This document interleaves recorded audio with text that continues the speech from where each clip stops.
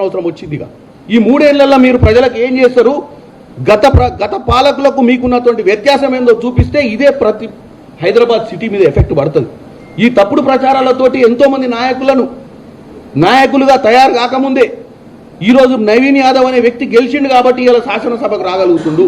అదే తప్పుడు ప్రచారం సోషల్ మీడియాలో చేసి ఎంతో మందిని వీళ్ళు భ్రూణ హత్యలు చేసిన రాజకీయంగా ఎదగక ముందే తప్పుడు ప్రచారాలు చేసి ఒక నాయకునికి చెడును అంటగట్టి ఈ సమాజంలో వారికి ఓటు రాకుండా చేసే ప్రయత్నం చేస్తున్నారు. కాబట్టి నవీన్ యాదవ్ అనే వ్యక్తి ఈరోజు ఈ హైదరాబాద్ నగరానికి ఒక దిక్సూచి కావాలి, మంచిగా పరిపాలించి ప్రజలలో మంచి పేరు తెచ్చుకుంటే రేపు జిహెచ్ఎంసీ ఎన్నికలలో కూడా మనకి ఇంపాక్ట్ ఉంటుంది.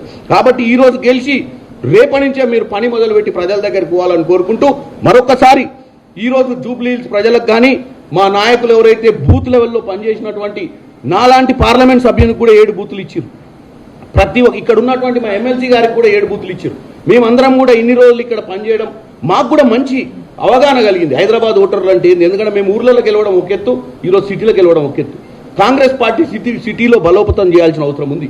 ఈరోజు జూబ్లీ హిల్స్ నుంచే మనం మొదలు పెట్టాలని కోరుకుంటూ మరొకసారి మీ అందరికి కూడా నమస్కారాలు తెలియజేసి సెలవు తీసుకుంటాం.